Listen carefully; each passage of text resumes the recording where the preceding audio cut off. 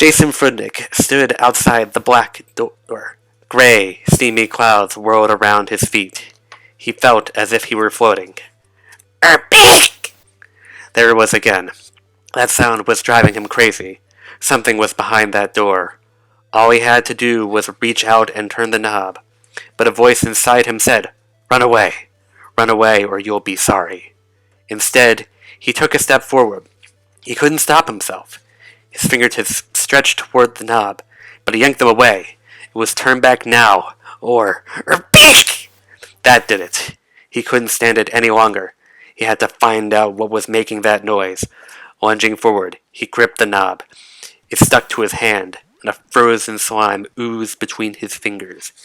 He turned it. In the night stillness, the click of the latch sounded like a gunshot. With a deafening creak, the door opened. Inside the room, it was black, inky black, the black of the deepest spot in the universe, beyond stars, beyond light. Cold fear shot through Jason. His blood turned to ice. He peeled his hand off the knob. He wanted to turn and run, but his legs moved him into the room. The darkness swallowed him. He looked around. Nothing there. The noise must have been in his imagination. Okay, time to go. Erpeek! Before he could move again, he saw it. It appeared in a blinding flash of light. Jason shielded his eyes. He couldn't see its shape, but he could tell one thing. It was huge. The size of a house. The size of a tyrannosaur back from extinction. Jason felt like an ant, a crumb. He knew he had to look at it. He had to see the thing that was about to destroy him. The light was forcing its way into his tightly shut eyes, and he opened them, slowly, into tiny slits. And what he saw made his jaw drop open in shock. He choked back a scream. It couldn't be. It was... No, he couldn't even think it. It was... Thud. Jason fell to the floor. His bed wasn't that high, so it didn't hurt too much. Still, it was enough to wake him. He pulled himself out of the tangle of sheets. It was a dream, he said to himself. Only a dream! He felt his heart beating a mile a minute, and he couldn't help but smile with relief. Thank goodness things like that never happened in real life. Erpeek! Jason's breath caught in his throat. The sound was real! It was coming from the box where Fred lived. Fred was Jason's pet frog. But this didn't sound like Fred. Fred's voice sounded more like Ribbit most of the time. Sometimes, if he got excited, it was repeat, but never repeat. Fred? Jason called out timidly. The morning sun was filtering through his blinds, casting stripes of light on the floor. It shone through the huge glass box on the table across the room, the home he had made for Fred. In the angle of the sun rays, Fred's shadow was a dark mutant giant. Was that you, Fred? Jason asked. Before he could even finish the question, Fred began jumping. Erpeek! Erpeek! Erpeek! He was frantic. He was trying to leap out. Jason couldn't believe his eyes. Fred, what's the matter? Is something wrong? Fred began flinging himself against the glass, away from Jason and toward the window. You want to go outside? Jason asked. Fred jumped up and down, continuing his strange shriek. It was as if he understood Jason. Jason was flabbergasted. He knew Fred was smart, for a frog, but he had never shown signs of understanding English. Feed him for goodness sake, Jason, came a groggy voice from down the hall. It was Mr. Frudnick, Jason's father, trying to get his Saturday morning sleep. Okay, Dad, Jason shuddered. But he knew Fred didn't want to be fed. This was a stronger need. A need that would destroy Fred if it wasn't fulfilled. Erpeek! Things weren't going to be too terrific for Jason either, if he didn't stop Fred from making that noise. And there was only one way to do that. Easy, pal, Jason said. I'll take care of you. He reached down into the high glass walls. From the bottom, the rich smell of the soil and mossy plants wafted upward. Jason had always been proud of the home he'd built, and Fred had seemed to love it. Until now. Jason cupped his hands around the frog and lifted him out. As soon as he set him down on the table, Fred squirmed away from him and jumped across the room. He landed on Jason's blue carpet and hopped out the half-open door. "Hey, where are you going?" Jason called out. But Fred was already down the hallway. Jason followed him downstairs. Fred hopped through the living room, right up to the front door. "Beak!"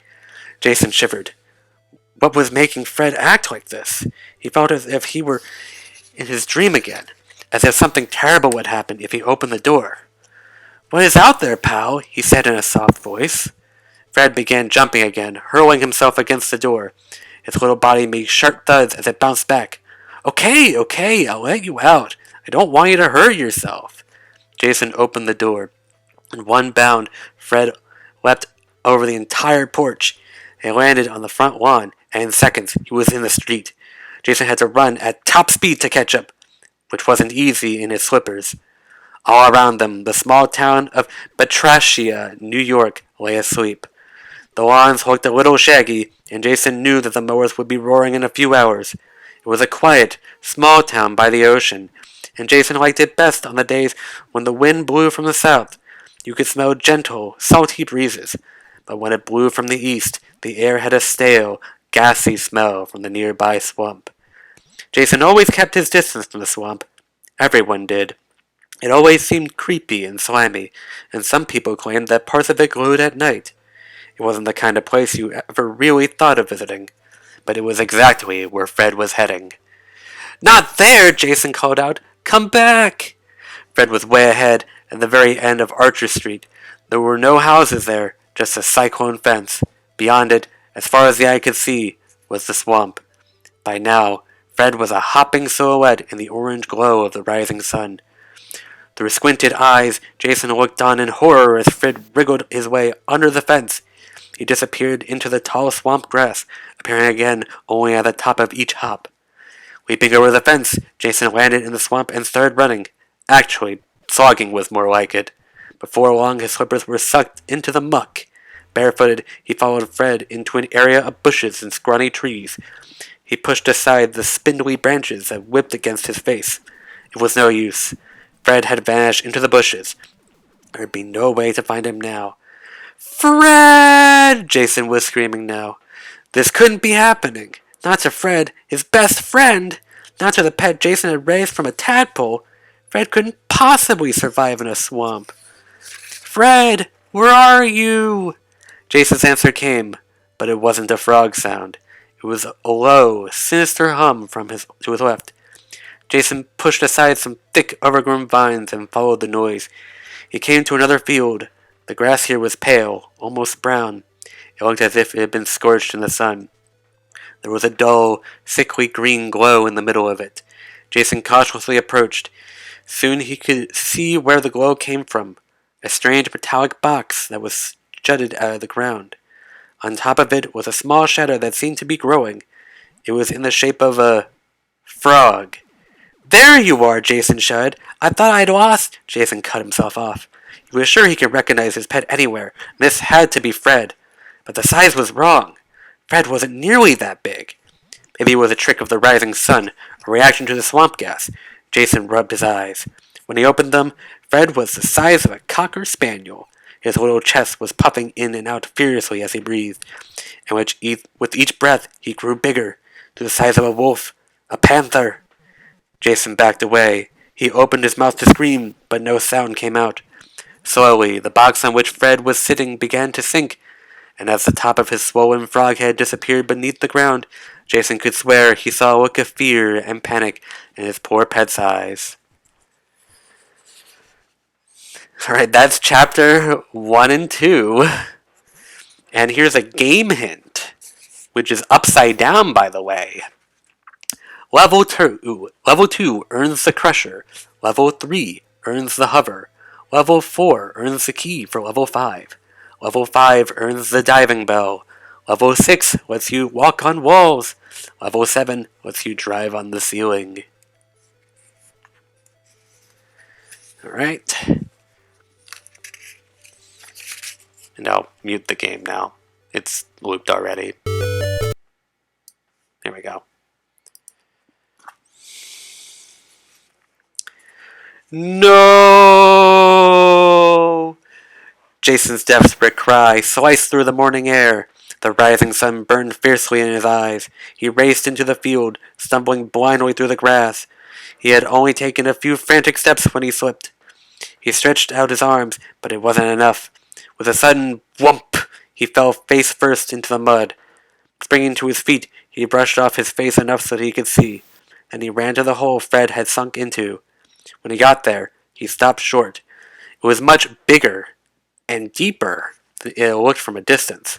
A full-grown person could fit into the opening, easily. He squatted by the edge and looked in.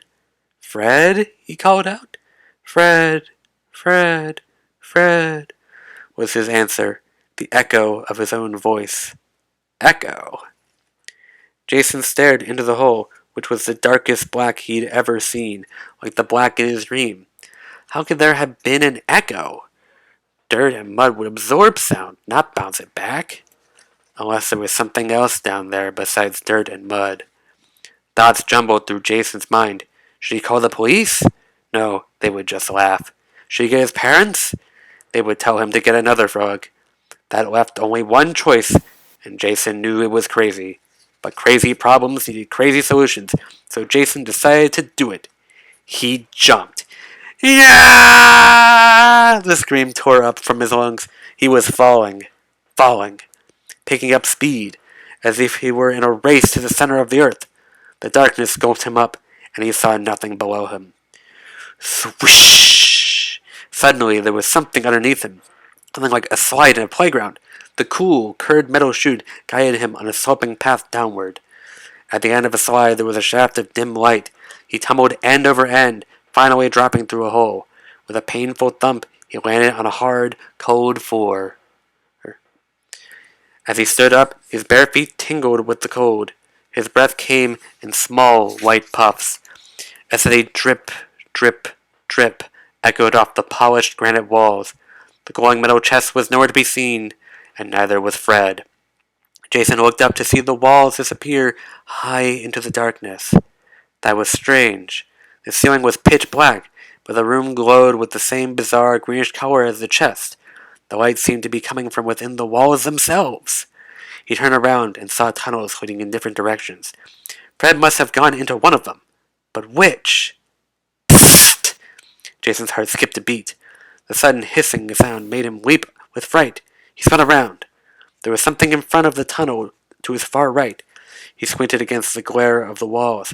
It was long and low, and it pulsated with a low rumbling sound. A vehicle of some sort. Jason carefully walked closer. Suddenly, a wing door opened on the driver's side. Jason froze. Out stepped a person. Actually, humanoid was more like it. It wore a shining bodysuit with a bubble helmet, and in its right hand, pointed straight at Jason, was a gleaming metal gun. Jason's hands flew up over his head. I come in peace, he blurted. The figure came closer, keeping a tight grip on the gun. Who are you, and what are you doing here? Said a voice from inside the helmet. It wasn't the kind of alien voice Jason had expected. For one thing, it was definitely human. For another, it was definitely female. But my name is Jason Fridnick, and I came here to look for my pet frog.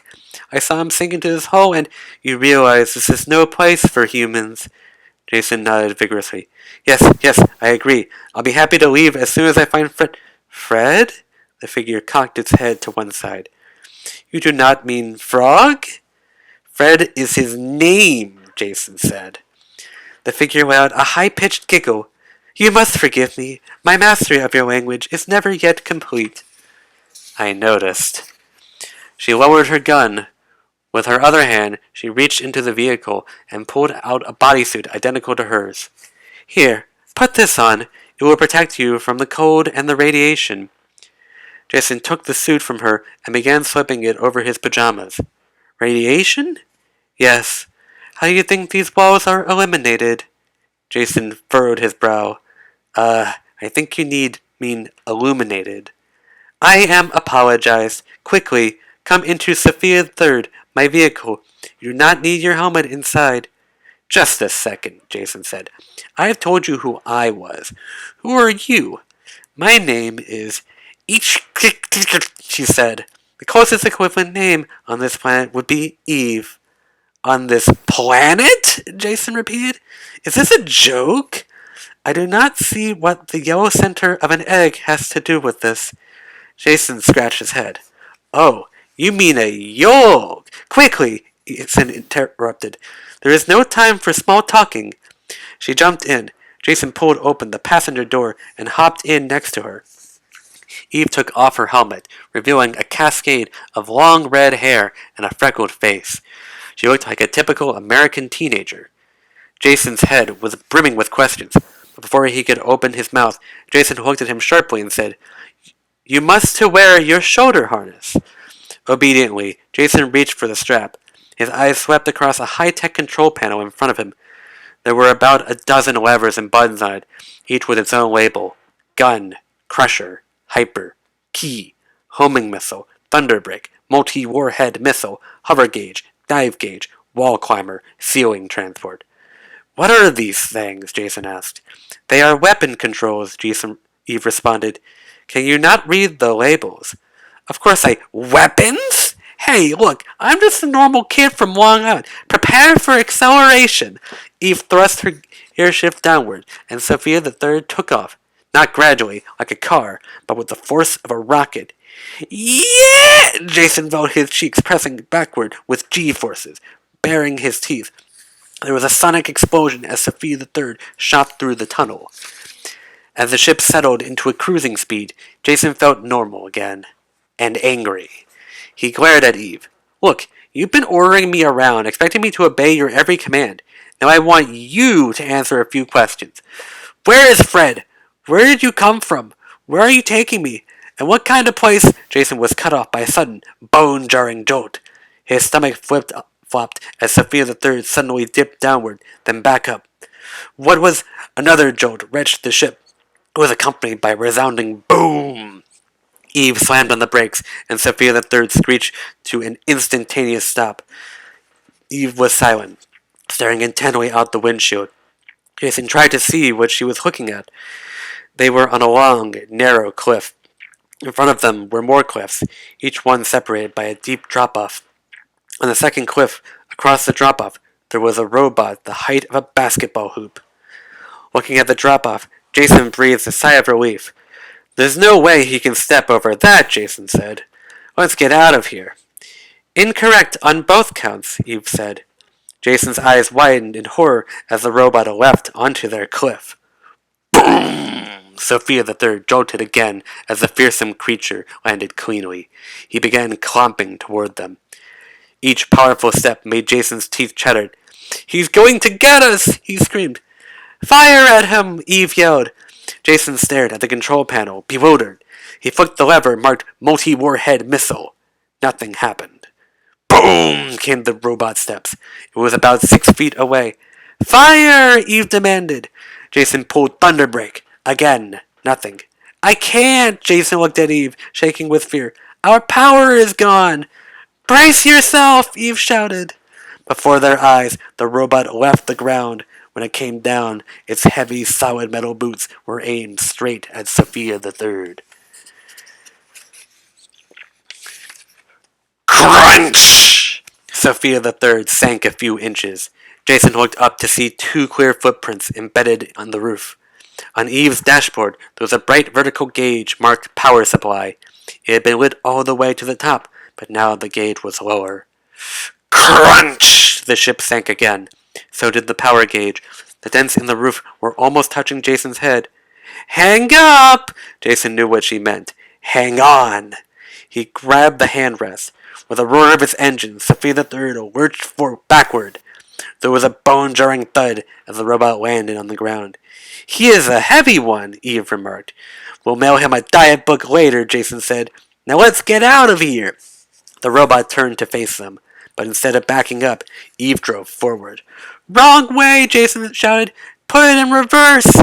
He closed his eyes and braced for a head-on collision, but suddenly he felt a funny sensation, as if he were on an elevator. His eyes flew open, and he saw that Sophia the Third was sweeping over the robot's head. Eve's hand was closed around a lever marked Emergency Jump. Jason let out a whoop of joy. Way to go, Eve! Don't count your turkeys before they're in the bush, Eve said, staring out the windshield. Before Jason could figure that one out, he saw what Eve was looking at.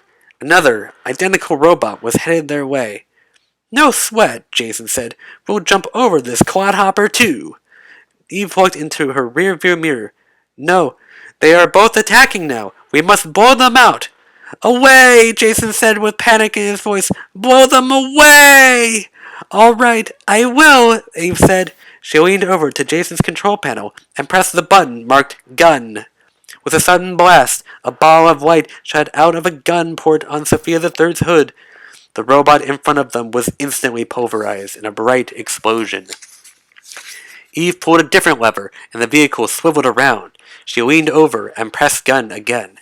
Another flash of light. Another robot bit the dust. Jason heaved a sigh of relief. So there is a weapon that works, he said. Yes, Eve replied, looking at the control panel. You see, the power for the special weapons must be... Look out! Jason blurted. Eve had taken her eyes off the road. Now Sophia the Third was headed right off the drop-off. It barged over the edge and began plummeting. Jason looked down and shrieked. Waiting at the bottom, bubbling furiously, was a pool of boiling lava. No! Jason shouted. He clamped his eyes shut and clenched his teeth. Oops, said Eve's voice. The falling sensation stopped. Jason felt seasick, as if he'd just hit the bottom of a roller coaster ride. He opened one eye a bit. Sides of the cliff were still racing up, but now Sophia the Third was going up. It bounded over the top and landed on the second cliff. How did you do that? Jason asked. To propel upward, Sophia the Third must have contact with a solid or liquid underneath. You mean we touched that stuff at the bottom? Jason said with disbelief. Briefly, Eve answered. If we had stayed any longer, we might have been social studies. What? Is that not a popular expression? Jason thought it out for a moment. You mean, we might have been history, he laughed. I think I'm getting the hang of this. Jason's good mood was short-lived. They floated over a ridge into a valley below, directly into the path of another robot. You know, Jason muttered, these guys are getting pretty annoying. He pressed Gun. Blam! The robot disintegrated. Jason smiled. I think I'm getting the hang of this, too. Hang up, hang on, getting the hang of, Eve murmured. Your slang is quite confusing. Slang. They came to another ridge, and Eve made the vehicle leap onto it. This time, when another robot came toward them, Jason didn't even blink. Your social studies, buddy, he called out, pressing Gun again. The robot exploded. Yee-haw! Jason shouted with a glee. The coast is quit, the word caught in his throat. Where the robot had been standing, there was now a bright, pulsating sphere, the size of Sophia the Third. I lied, Jason said. Stop, Eve. But Eve didn't seem to hear him. She drove forward. Eve! Jason warned. Eve, don't you see the... But it was too late. Without slowing down, Sophia the Third plowed into the sphere. There was a blinding burst of light. Jason shut his eyes. Eve, are you nuts? But the light lasted only a fraction of a second. When Jason opened his eyes again, he noticed the power gauge had increased. I did not intend to become nuts, Eve said, frowning. I have tried to attain a suitable human form. You have, Jason said. Now can you tell me what just happened? In this highly radioactive underworld, there is much that is not understood. Sometimes, for unknown reasons, a destroyed robot will leave a pocket of self-contained nuclear power. And if we drive through it, we absorb that power, Jason said. You are getting the hang of this, Eve declared. Now hang on. 4 gaping holes lay in front of them, and Eve carefully guided Sophia the Third over each one. Around them, on all sides, flying missiles whizzed by. What is going on here? Jason asked, his voice filled with exasperation. Eve shifted into a low gear. In front of them was a long, dark tunnel. We will be safe in here, she said. I will explain all. Sophia the Third rolled into the tunnel. It was lit with a mysterious dull green, like the chamber Jason had first fallen into. He sat back and looked intently at Eve. She took a deep breath. My planet Signar L was very tiny, she began. There were many peaceful countries, all coexisting happily. You said was and were, Jason commented. Do you mean please, Jason? I said I would explain all. Eve's eyes grew distant as memories began to flood her mind. My father was the ruler of Poomborg, the finest country on Signar L. He was also the leading astroscientist on the planet, and he trained me well. I became the youngest winner of the Nova Red Prize for Science for my theories of intergalactic life forms. Congratulations, Jason interjected. Eve gave a weak smile. I'm afraid it makes no difference now. You see, I was on a mission to seek out alien life forms when I found your planet. Needless to say, I was very happy. But when I transmitted the news to Signar L, my commander's voice interrupted me. All he said was, Do not give your coordinates! And the line went dead. Unfortunately, it was too late. I had told him exactly where I was. What was wrong with that? Jason asked. I had no idea, but I was more concerned with the signal blackout. I sped back to Signal RL, and all I saw... Her voice began to choke, and she wiped away a tear. All I saw was a lifeless, glowing mass of radioactivity. The entire planet, every person, everything created during eons of civilization, had been destroyed. I'm sorry, Jason said softly. Eve sniffled, then went on. As I approached Signar L and tried to re-establish communication, there was a booming voice, so loud I had to cover my ears. I could not tell where it was coming from. It identified itself only as the plutonium boss. It laughed and said it had found Signar L to be a delightful home. It had been on your planet all along? For thousands of years. Before that, it had been floating in space, dying for lack of its only food, plutonium. You mean that radioactive stuff they used to make atom bombs? Jason asked. Yes, this so-called plutonium boss said it had burrowed deep underneath Signar L's crust ages ago, when we had first begun our nuclear age. We had just developed plutonium on a large scale, and it fed on the plutonium for years and years, Jason said. Eve nodded. It grew and grew like a cancer, hiding underground.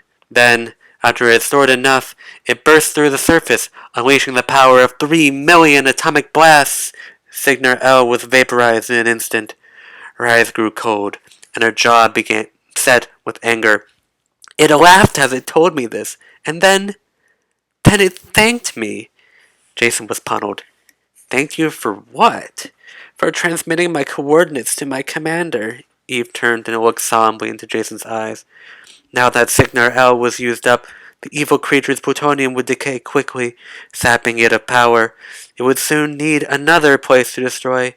Another place that had plutonium. Another place where it could fester underground for ages. And after hearing my transmission, it knew it had found the perfect place. Jason knew what she was going to say, but didn't want to hear it. My dear Jason, Eve said, the plutonium boss is here, under the earth, and we are going to find it. God, Jesus, my acting skills caught it, and I actually cried a little bit. And started burning my eyes. Ow. Anyway, game hint! Use your cannon on the floating faces you encounter.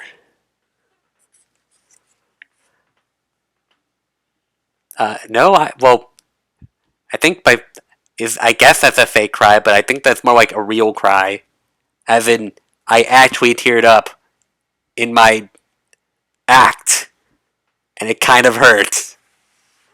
If that's fake crying, then yes. Ow. I need a bit. I think my eyes are getting better. But that kind of hurt.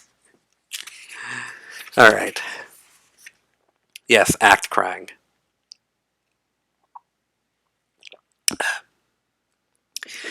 Jason stared grimly forward. His brain was spinning. All he had meant to do was chase after a pet frog. Now, all of a sudden, he was in a race to save the world. It still doesn't make sense to me, he finally said. Why was there a hole in the swamp? And what was that weird chest in it? I do not know about the chest, Eve said, but I do know that in order to breathe, the plutonium boss requires a certain swamp gas. Methane, I believe. Is that the stuff that makes the swamp smell so bad? To the plutonium boss, that smell is like perfume. Jason scrunched up his nose. It figures. The hole you came down is one of the plutonium boss's blowholes, Eve said. For some reason, swamp creatures have been attracted to these holes, especially frogs. Several have fallen in. But why? Eve shrugged. Batters me. I think you mean beats me, Jason said. He sighed. And you were speaking so well, Eve. I am sorry, Eve said. Please bore with me. Bear, Jason corrected. Eve looked around. A bear? Where? No, Jason laughed. You know, sometimes I think you're putting me on. Putting you on what? Groaning, Jason shook his head. Never mind. Eve ignored him, concentrating on the road. Before long, she pointed out the windshield at a distant pinpoint of light. We are almost at the end. Please be careful. This is where the other human got lost. Jason stared at her. Other human? I neglected to tell you about him. His name was Alex. Was? What happened to him? I do not know. On one of his solo energy-seeking missions, he never returned to the vehicle. I can only assume he was a casualty of the plutonium boss. Oh, great, Jason gulped. And, what is a solo energy-seeking mission? You will find out. Before Jason could react, Sophia the Third zoomed out the other end of the tunnel. Suddenly, the ground beneath them disappeared. The vehicle flew through the air, landing with a dull bump. Around them was a dark grotto. The dirt walls were covered with green moss, and a heavy smell of mildew hung in the air. Okay, what kind of place have you taken me to? Jason demanded. Greetings! Yeah! Jason cried out, covering his ears. The voice was so loud, he felt the seat vibrate. Plutonium boss, do not think you can scare us, Eve shouted. It is you who must fear us! A low, rumbling laughter began. The walls around them shook with its rhythm. Don't egg him on, Jason whispered. Do not worry, Eve reassured him. There are no eggs on this vehicle at all. Yeah, Jason replied, shuddering. Just one big chicken! The laughter swelled until moss began to shake loose from the walls. Jason thought there might have been an earthquake. It stopped abruptly, and the voice spoke again. Welcome to the underground. Feel free to turn around. But should you choose to forge ahead, heed this, the tour ends when you're dead. The traps are set for fools who dare, a dozen levels saved to pair. To find your host, Plutonium Boss, first go down and then across, thence to your death and this pride's loss. The laughter welled up again, then faded. Jason heard a clattering noise below him. What's that? He exclaimed. I believe it is your feet, Eve replied. Jason looked down to see his booth shaking against the metal floor of Sophia the Third. I think we should leave. You do not want to find Fred? You do not want to save the Earth? Jason swallowed hard. Sure. But where are we supposed to go? I do not know. Perhaps there were clues in the poem. Jason thought back, remembering the words. A dozen levels, save 2 pair. Let's see. 2 pairs are 4, so that's 12 minus 4. 8 levels. There must be 8 levels in this underworld. Ah, now we are speaking, Eve said. But what did he mean by going down and then across? Jason scanned the area. A few feet in front of them, a large hole dropped downward into blackness. Let's try that, he said. Eve took a deep breath. I suppose we must. It is like that saying, when the going gets tough, the tough go away. Right, Jason said. Just drive, before I realize what a dumb idea this is. With a whoosh, Sophia the Third moved forward and dropped into the hole. Jason's body strained upward against the shoulder harness. Outside the window was nothing but blackness. He felt as if he were in an elevator whose cable had snapped. Near the bottom, Eve pulled a lever marked landing thrusters. Sophia the Third slowed down and touched the ground gently. Jason heaved a sigh of relief. You always do have something up your sleeve, don't you? Of course, Eve replied, looking at him as if he were crazy.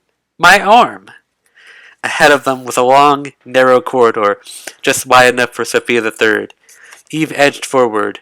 In the murky light, Jason spotted a rotting sign attached to the wall. It said Level 2 and pointed straight ahead. Piece of cake, Jason remarked. I wonder if they'll all be this easy to find.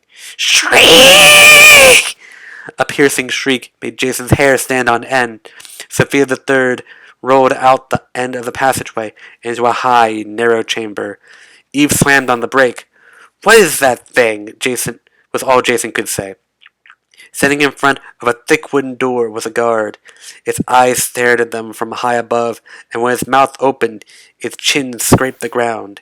It was a head. No legs, no arms, no torso, no body. All Jason and Eve could do was stare in shock, then 3 deadly missiles shot out of its mouth. Shh! Sophia the Third lurched backward from the force of the hit. The power gauge dipped a full notch. Shh! The vehicle jumped backward again. It was at the edge of the tunnel now, and the power gauge was dangerously low. Fire back! Eve shouted. Jason drummed his finger on gun as fast as he could. A barrage of bullets shot toward the guard's open mouth. Thwack, thwack, thwack, thwack, thwack, thwack, thwack, thwack. It was as if Jason was throwing popcorn in his mouth. The guard just swallowed the gunfire. Shh! Came the guard's return blast. Sophia the Third was thrown clear back into the tunnel. We need better weapons, Jason shouted. Let's get out of here. She put Sophia the Third in reverse and sped back along the narrow tunnel.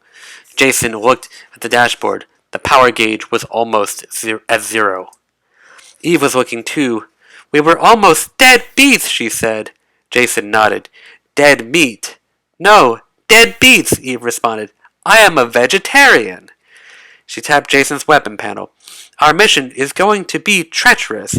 We must activate these weapons if we are to survive. But how? In the underworld, there are many small chambers that Sophia the Third will not fit into. One person must go in, alone. These chambers contain the energy capsules necessary to power our weapons. Hey, I'm there, Jason said. Just point the way. But I must warn you, these chambers are also full of deadly traps. Oh, Jason suddenly lost his enthusiasm. Sophia the Third zoomed out of the tunnel. Jason breathed a sigh of relief until he saw what was in front of them. It was a cavern. No, worse than that. It was a nightmare of a cavern. Its walls loomed high above as far as the eye could see. Screams and shrieks echoed around them, sounding like needles scraping across records. Strange mechanical birds swooped down, releasing missiles of explosive energy. Along the walls there were long, flat ledges. Each one was patrolled by a robot, exactly like the ones Eve and Jason had vanquished earlier.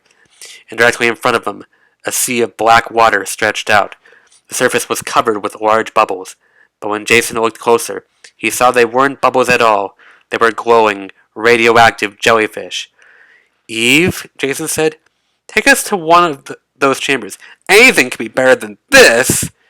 Jason propelled Sophia the Third onto one of the ledges, directly into the path of a robot.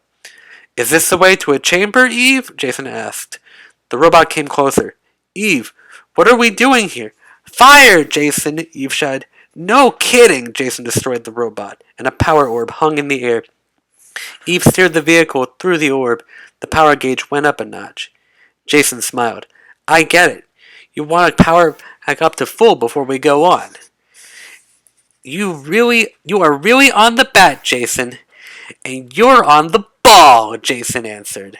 Eve guided Sophia the Third from ledge to ledge. Jason shot down robots and mechanical birds until the power gauge was full. When Sophia the Third landed on a high, quiet ledge, Jason hollered with joy. We made it! Yes, Eve said. Now would you like to go? Or shall I? Go? Jason looked out the window. A narrow door was concealed in the wall of the cavern. Is that one of the chambers? Yes. One of us must venture inside. The other will stay with Sophia the Third. Jason thought about it for a moment. Eve, you're the one who knows how to operate this vehicle. I think I should go. A wise choice. She reached into a compartment under her seat and took out a small gun. Take this laser blaster. With this, your helmet, and your wits, you will be protected. Jason knew if he didn't act fast, he might change his mind. He clutched the gun in one hand and opened the door with the other. Thank you, Eve. I'll be back. Don't take any wooden pickles. Nickels. Those either, Eve replied. Good luck. Jason gave her a salute. He turned to the door, tightened his fingers around the gun, and pushed his way through. Immediately, he wished he hadn't. Voosh! The moment he stepped into the room, he had to duck a flying missile. He tried to stand up, but another one just grazed his helmet. Jason quickly backed into the chamber doorway, where the barrage of missiles couldn't reach him. He took a close look at what was throwing them. He almost gagged. It was a one-eyed, metallic blob with a coat of long steel wool hair. The missiles were flying around it in a wide circle, like bola balls. Jason knew there was no turning back. For the sake of Fred, for the sake of the world, he lifted his laser gun and fired. Pew, pew, pew, pew, pew! With a bang that shook the chamber, the creature disappeared. The only thing left was a thick wall of cement blocks. Energy capsules, he muttered to himself, looking around. I don't even know what energy capsules look like. He walked into the chamber, hoping they would appear magically. Nothing happened. Out of frustration, he took a shot at the wall. Pew! Instantly, a huge cement block turned to dust, leaving a gaping hole. Behind it, Jason could see another section of the chamber. Could it be the capsules were behind the wall? Jason squeezed through the hole to the other side and looked around. Nothing. He sighed. Maybe Eve should have come in after all. She would know where to look. He trudged back toward the hole, firing off 2 more rounds for target practice. Pew, pew, pew! 2 cement blocks vanished, leaving no trace. Pew! There it was, right where the 3rd block had been. It was a radiant sphere of energy. Inside it was a hologram of a fearsome electronic weapon. Eureka! Jason exclaimed. He walked toward it, hand outstretched. It shimmered when his fingertips touched it. With a strange electronic whimper, it disappeared. Jason felt his suit receiving its energy. Jason blasted his way through every block of the wall. There were 3 more capsules, and he picked up the energy from each one. Feeling a surge of power, Jason ran out of the chamber. Eve was waiting patiently in Sophia the Third near the edge of a cliff. He leapt into the air, landing right near the vehicle. Eve! He yelled. Guess what I... But those were the only words he could say. The edge of the cliff gave out beneath him. He felt his body slip off. With a scream of terror, he looked downward. The murky darkness of the lagoon rushed toward him. In it, the radioactive jellyfish seemed to be quivering with delight. Jason fell into the dark water with a loud splash. Down, down he sank beneath the surface. He held his breath for a moment, until he realized he didn't have to. His suit and helmet protected him from the water, but not from the glowing jellyfish. They came at him, bubbling and beeping. With each pulsation, their tentacles shot out and then back in again. Jason had never been a good swimmer, but today he felt ready for the Olympics. He kicked hard and propelled himself backward. The jellyfish were slow to respond. Relieved, Jason flipped around and began to do an underwater dog paddle, and he came face to face with another pack of jellyfish. He looked above and below. More jellyfish. They were closing in on him like a swarm of bees. There was no place to go. A shout raced toward Jason's lips, but he held it back. Down here, no one would hear him. Down here, it would be a quick, silent, cold death. A tentacle glided toward him. He lurched backward. Yow! The tip of the tentacle brushed his suit. A jolt pierced through him. It felt like a lightning bolt. He wriggled right and left, barely avoiding tentacles. He scrunched his shoulders and pinned his arms to his side. And that's when he felt the gun. He hadn't thought of it, hadn't imagined that it might work underwater. He still wasn't sure it would. He ripped it out of his holster and took aim. The noise was muffled underwater, but the laser darts made contact. Ploomf! A jellyfish disappeared, leaving a small whirlpool. Then another disappeared, and another. Jason's aim was perfect. One by one, he picked them off. Yee-haw! He yelled, feeling like a gunslinger in an old western. It was time to get to the surface and find Eve. By now he had sunk so low, the water was almost pitch black. He thrust powerfully with his arms and kicked. He felt as if he were standing still. He thrust and kicked again. This time he knew he wasn't standing still. The coral formations in the wall were rising, which meant he was sinking. It was the suit. He knew it. It was made for land travel, and it was too heavy to use underwater. He started to take it off, then stopped himself. The suit was the only thing keeping him from drowning.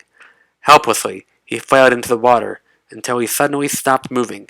There was something beneath him, something gooey. He planted both feet. They sank a few inches, but stayed put. He took a few steps, expecting to plunge off a ledge. If only he could see. As if in answer, a flock of beeping jellyfish appeared to his left. Their glow cast dull light around them. Jason could see he was at the bottom of the lagoon. He grabbed his gun and fired. One by one, the jellyfish exploded, sending out bursts of light. And the last burst, Jason saw something that gave him hope. A ladder. Lifting his feet gingerly out of the muck, Jason trudged blindly onward. He kept his hands in front of him, feeling for the ladder. When his fingers closed around a wooden rung, he began to climb, and climb, and climb. The farther he got from the bottom, the less dark it was. He stopped counting the steps at 300. By then, he could see the top, a tiny ledge jutting out of the wall just above the water. There was barely enough room on it to stand. On the wall, covered by a thick film of seaweed and algae, there was a small door. He would either go through the door or go back down the ladder. It took about a half second to make the choice. Jason ripped the seaweed away and pulled the door open. He stepped inside and cautiously looked around. There was a maze of pathways, formed by a twisting hedge of plants.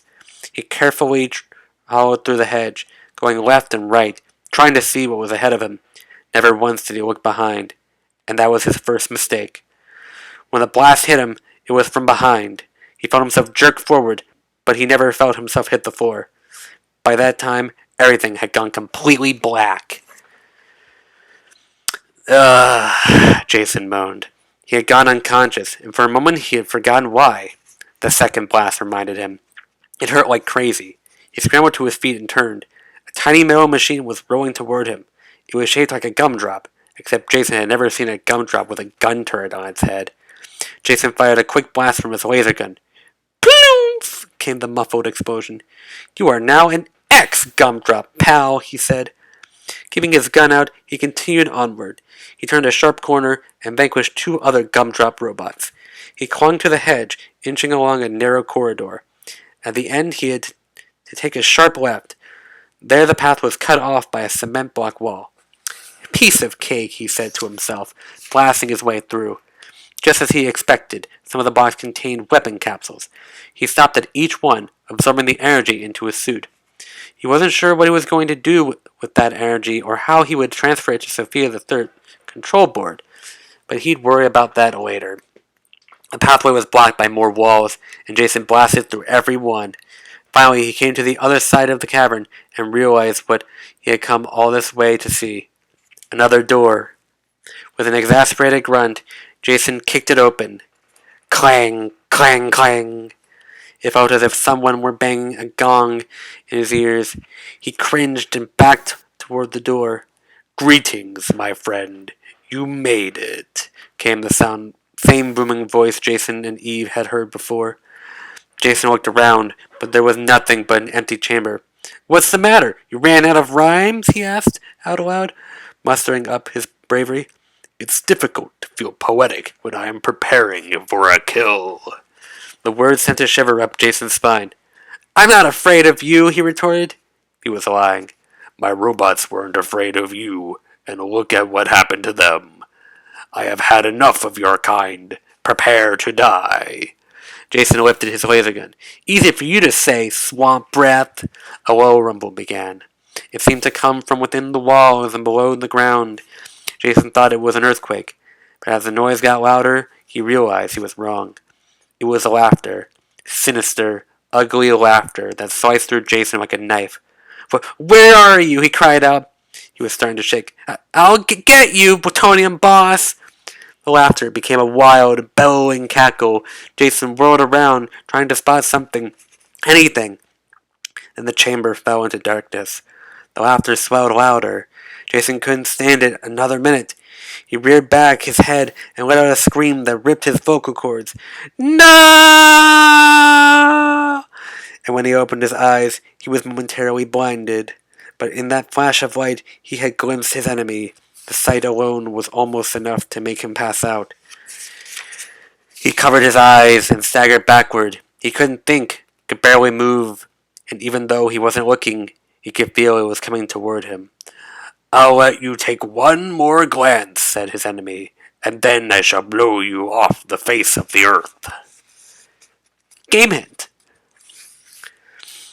After you defeat the first underboss, destroy the wall guard to get to level 2. Alright, that's 10 chapters.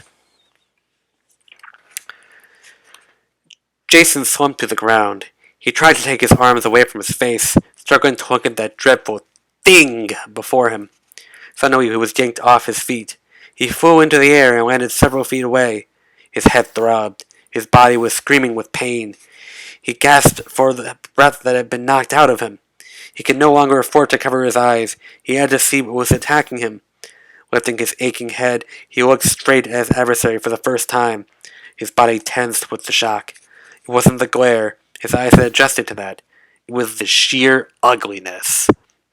1 minute, it looked like an enormous bloated mass of animal blubber. The next minute, it looked like pictures of a tumor Jason had seen in a magazine.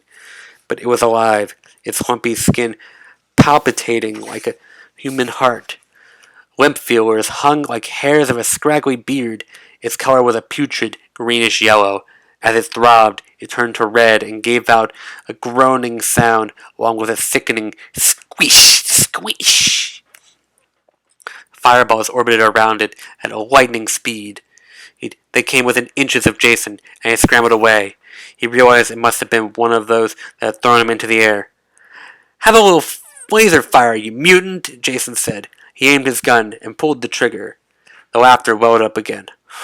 "What was that? Did I feel a change in the wind?" the mutant blob thundered.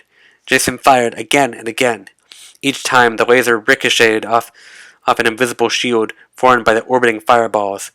As long as Jason was outside the orbit, he knew his shots would never penetrate. Would he be able to get inside the orbit? Would that work?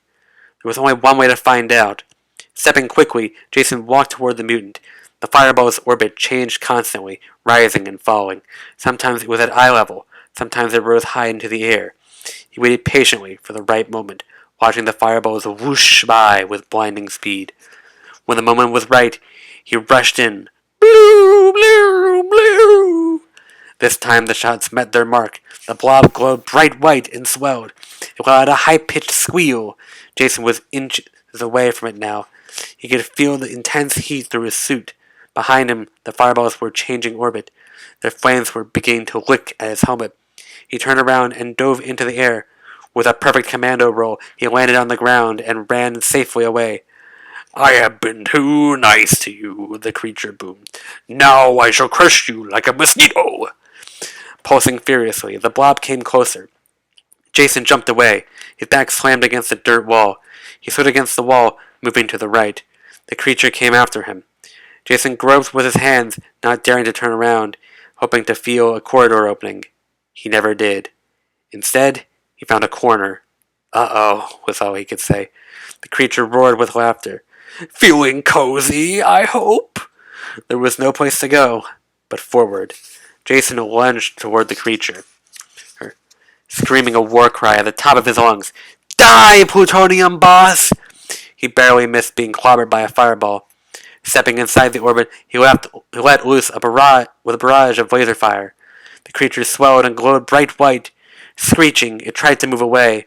It twisted and lurched, attempting to pull the fireballs inward. Jason copied it, move for move.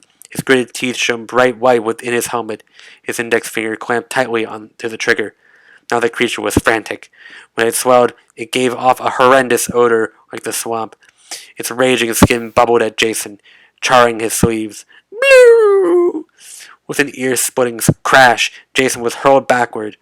Once again, he slammed against the wall. Intense pain ripped through him, followed by naked terror. A fireball must have hit him from behind. He thought he heard an explosion, but it was probably the ring of pain in his ears. The Plutonium boss would be mad, real mad, and this time there would be no mercy. He bolted upright and faced the creature. Gripping the gun with 2 arms, he held it rock steady and shot blindly. The laser streaked across the room and buried itself in the opposite wall. Jason dropped his arms. The room was empty. He could see the air pulsing with the spent energy of a destroyed radioactive mutant. I did it, Jason whispered, as if to convince himself. Then louder. I did it! He dropped to his knees and began shaking with uncontrollable laughter. I, Jason Furtick, killed the Plutonium boss! He ran through the door and ran back through the other chamber. When he saw another gumdrop robot, he vanquished it with a behind-the-back shot. At the other end, he opened the door and stepped out onto the ledge. All he had to do now was find Eve. Maybe that wouldn't be too hard. He fired a laser beam into the air, tracing a wide circle. He did it to the left and the right. If Eve were looking for him, she'd be sure to see it. He was right. Within minutes, Sophia the Third appeared on a ledge above him. As he stepped backward into the doorwell, Eve maneuvered the vehicle onto the ledge. Her door flew open. Any luck? She asked. Did you get some weapon power? Jason grinned triumphantly. We're not going to need it. I beg your pardon? Eve said, eyeing him curiously. Bubbling with excitement, Jason grabbed her arms. Eve, I got him! Got him? A look of astonishment washed across Eve's face. You don't mean you killed the Plutonium boss? That's exactly what he means, came an earth-shaking voice. Jason felt his stomach clench. The cavern shook with the Plutonium boss's grim laughter. Who are you? Jason called out into the void. Who do you think I am? The voice thundered. The ledge shook with the vibrations, and Jason and Eve clung to each other. The voice was different, deeper, more menacing. Jason couldn't help but tremble at the sound of it. But I destroyed you! The laugh turned into a high-pitched shriek. Clods of mud and fungus dislodged from the cavern walls and began raining around them. Electrical sparks zigzagged through the air like lightning. When the shriek stopped, the voice bellowed angrily. You thought that flying pile of putrescent protoplasm was me? You thought that I, the Plutonium boss, would let myself be outwitted by a half-witted child? Well, I thought... Jason stammered. Silence! I'll do the taking here. The defective tub of lard you defeated was merely a mutant underboss. Being the weakest one I owned, he guarded the first level.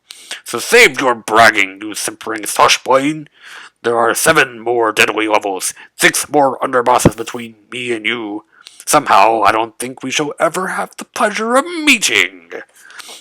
The voice let out a cackling roar, then faded away. Silence hung in the air. Then slowly, the distant cavern noises resumed. Robots clomping, wings batting, strange liquids dripping, electronic noises humming. This is not going to be easy, Jason, Eve said. It was the understatement of the year. Jason knew he should be quaking with fright.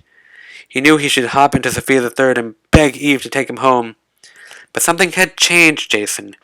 Something about the way the Plutonium boss had talked to him. Something about the sureness, the cockiness, the idea that Jason could be treated like a speck of dust. No one treated Jason Frednick like that, and no one called him a simpering slushbrain. Eve, he said, his jaw set firm, I will fight to the last breath. For Fred. For the planet. If the Plutonium boss is going to succeed, it won't be because I didn't try. Eve beamed. You are a real sandwich on a long road, Jason. Hero, Jason said, too hyped up to laugh. Sorry, Eve said. You are a real sandwich on a long hero. Skip it, Jason replied. Let's go. He hopped into the passenger seat, and Eve took her place behind the wheel. Eve propelled Sophia the Third from ledge to ledge. They hopped into the paths of robots. They were attacked by swooping mechanical birds. They fell into the lagoon and fought jellyfish. Through it all, Eve guided the vehicle and Jason shot down enemies one by one. Within minutes, they were traveling down the tunnel to the bodiless door guard. Jason flexed his fingers, preparing for the onslaught. Eve gave his weapon panel a gentle tap. "You'll be able to use this now," she said. "The weapons should be powered up by now." "But I didn't do anything," Jason said. "I mean, I picked up the energy, but I didn't transfer it." "Ah, but you did automatically, as soon as you stepped in Sophia the Third. You see, the vehicle's inner force field has been set to a constant flux between the occupant and the weapon reserve, sort of like an inductance coil." Right, Jason said. "I think I understand you better when you're tripping over slang expressions." "Never mind," Eve said. "I recommend that you greet our big-mouthed friend with the multi-warhead missile." Jason set his finger over the correct control. This time, when they entered the chamber, Jason let the weapon fly. Foosh, foosh, foosh! With each blast, 3 flaming projectiles shot out of Sophia the Third. They flew directly into the gaping mouth of the door guard. The guard's eyes widened in shock. He swallowed the missiles, sent out a few of his own, and then blew up. "No sweat," Jason said. "Onward to level 2. That is the wrong voice. "Onward to level 2, Eve cried out. She drove to the door. Sophia the Third sped through another dark tunnel, then plunged out the other side. The vehicle's engine echoed loudly in this chamber. Instead of dirt and moss, the walls were solid, curved metal. It felt like they were in a huge pipe with a diameter the size of a football field. "Great," Jason said. "All that, and we end up in the sewer." Clang! Sophia the Third bounced on its shocks. Its roof reverberated from a sudden hit. "Roof rockets!" Eve shouted. "But how do I shoot them?" Jason demanded. "I'll tell you in a minute," Eve replied. "Let's get out of..." Suddenly, Jason braced himself. "Look out for the lava pit!" he yelled. Directly in Sophia the Third's path was a bubbling pool of red-hot molten rock. 1 second of contact, and their vehicle would be sizzled to a crisp. Eve's index finger darted toward the emergency jump button. Just as the front wheels rolled over the edge, Sophia the Third lifted sharply upward toward the roof. Jason breathed a sigh of relief. "Eve, you're a genius!" But Eve's face was turning a pale shade of white. "Uh-oh," she murmured, her eyes fixed upward. "I think I may have pressed a little too hard." Jason followed her glance. A forest of gleaming, knife-sharp blades hung from on the ceiling, and judging from the vehicle's speed, there was no way they were going to avoid it. "Dog!" Jason yelled, as if that would do any good. With a fierce creak of shredding metal, 3 long spikes ripped through the roof above Jason and Eve. And the next game hint: once you get started, go straight to the ocean.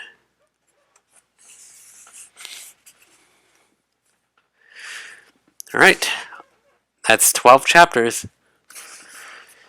Jason pulled Eve down to the floor. The spikes tore deeper into the roof, inching toward them with sickening slowness. Jason and Eve sank further, scrunching their bodies into a nearly impossible position. Their frightened eyes were like 4 enormous white globes. The points edged closer. Jason could feel the pores of his skin closing up. Scrack! With a last wrenching noise, the spike stopped. One of the points was inches from Jason's nose.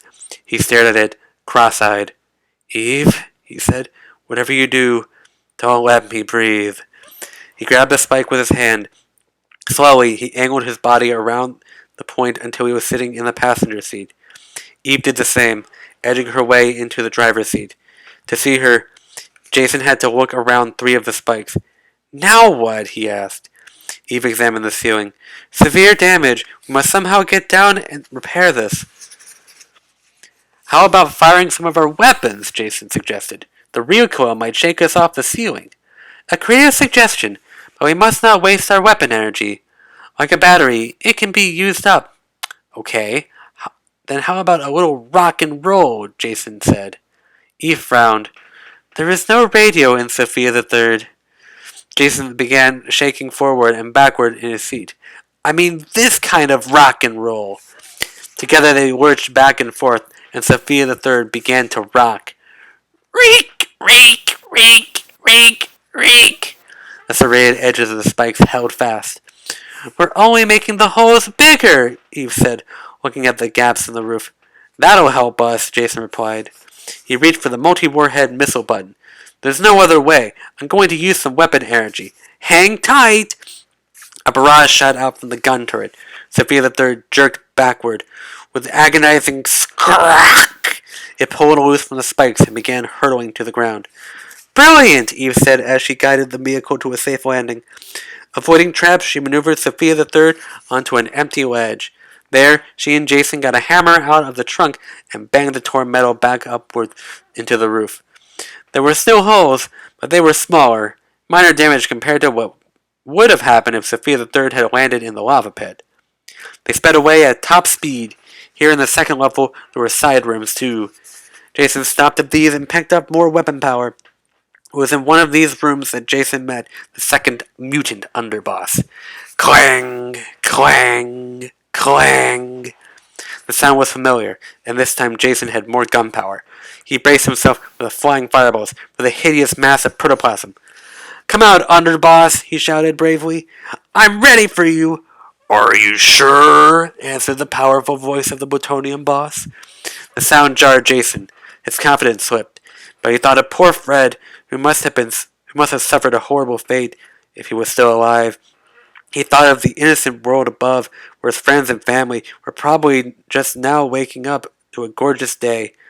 He thought about beaches, and trees, and ice cream, and video games, and books, and 10 speed bikes. And he knew he had to stand his ground against the warped mind that wanted to take it all away. Sure, I'm sure, he said with firm control. Throw whatever you've got at me. I'm not running away. Laughter exploded around him. Then you're a bigger fool than I thought, roared the plutonium boss. There was a flash of light. Jason shut his eyes but remained still. When he opened them, his enemy was facing him. He gulped. His grip loosened around his gun. There were no fireballs. There was no mass of protoplasm at all. Instead, there was a crab. A towering, grotesque crab, crouched and ready to jump. The laughter bubbled up again. I knew you'd like him, said the plutonium boss. I understand you have a weakness for obnoxious little animals. Jason shaded his eyes from the grotesque, overgrown creature. You can't scare me, he called out. He pelted the crab with laser fire. It reached out to Jason, snapping with its claws. Jason rolled out of the way, springing to his feet and firing again. The crab took the hit, then opened its mouth. For a moment, Jason thought it would scream in pain, but it didn't make a sound. 3 spheres, like cannonballs, flew out of its mouth. Jason ducked. One of the spheres hit the wall next to him. It exploded, sending shards of metal into the air. Jason fell to his stomach. He held his laser gun with both arms extended in front of him. The crab monster swung its claws toward him. Jason took aim again. Pew, pew, pew, pew, pew! The crab monster exploded. It echoed against the metal walls of the chamber, making the room shake violently. Jason was tossed backward.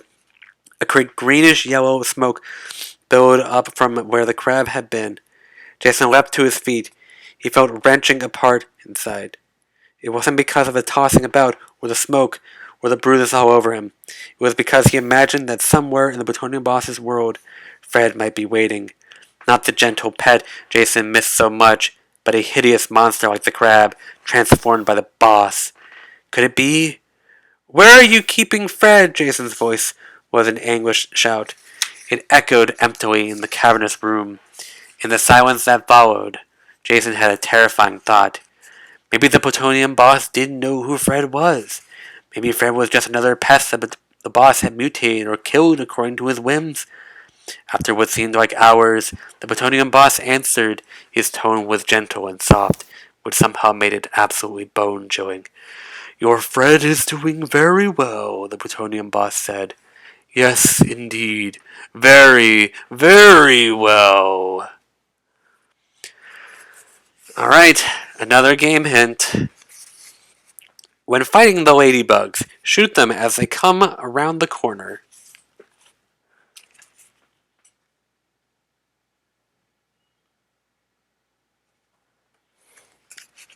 Alright, chapter 13 done. Jason felt lightheaded, as if he were going to be sick. It has something to do with the plutonium boss's voice. The words were reassuring, but the meaning behind them wasn't. He wanted to feel relieved that Fred was alive, but he didn't. He hated to think it, but even death might be better than falling under the control of the plutonium boss. Jason shook those thoughts out of his head. He couldn't afford to stand still at a time like this. Blasting his way back to the room, he found the door and stepped outside. At that precise moment, Eve rode by and Sophia the Third. She was going slowly enough so that Jason could pull open his door and hop in.